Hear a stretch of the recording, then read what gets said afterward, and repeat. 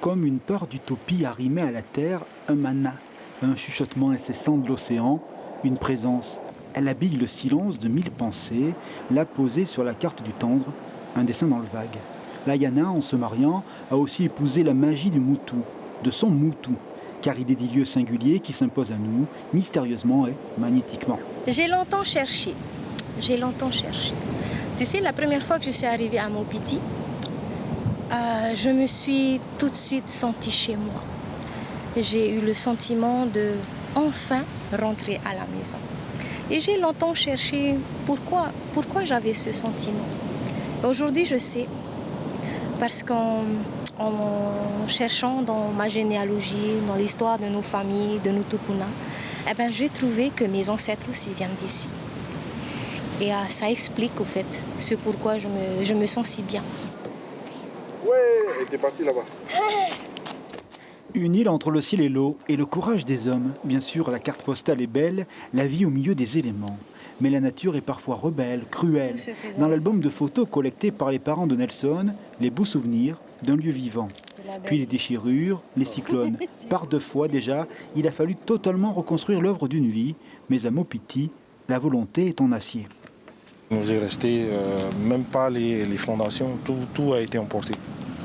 Et c'est pas le vent qui est le plus fort, c'est la mer. Comme on se trouve juste à côté du récif, du coup les vagues quand elles viennent, submergent tout. Elles emportent tout. Et malgré tout, on a décidé de reconstruire avec force et volonté. Et malgré tout, mes parents qui sont à l'origine du projet, ils se sont entêtés à refaire, à reconstruire la pension.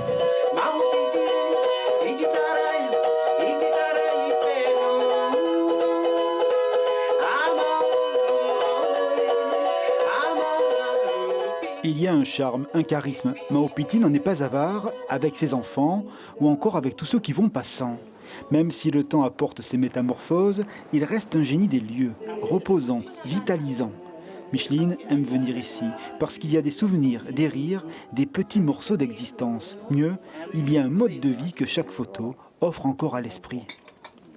À l'époque, ce qui m'a impressionné, c'est que le soir, tout le village était invité à l'anniversaire. C'est le soir, quand on voyait, il faisait nuit, les pirogues repartir et revenir dans ce noir, les speedboats. C'est ça qui m'a beaucoup impressionné. Comment ils peuvent naviguer comme ça dans le noir, sans lumière? C'était ça, mon petit. Ah, c'était beau. Les gens qui partaient, et puis après qui revenaient du village pour venir s'amuser. Tu parles, il y a un orchestre qui arrivait de Papeete. Bien sûr, tout le village était là. Profiter des choses simples, partager. C'est ainsi que s'élargit l'horizon dès que l'on vit dans une petite île. Un choix de vie, à rebrousse-chemin des cités champignons. Un mélange de saveurs où l'ingrédient dominant est l'amour. C'est le seul secret du chef. À chaque instant, on peut se dire je t'aime. Tout le temps. Tout le temps. Même avec les enfants. C'est quelque chose qu'on le fait tous les jours encore.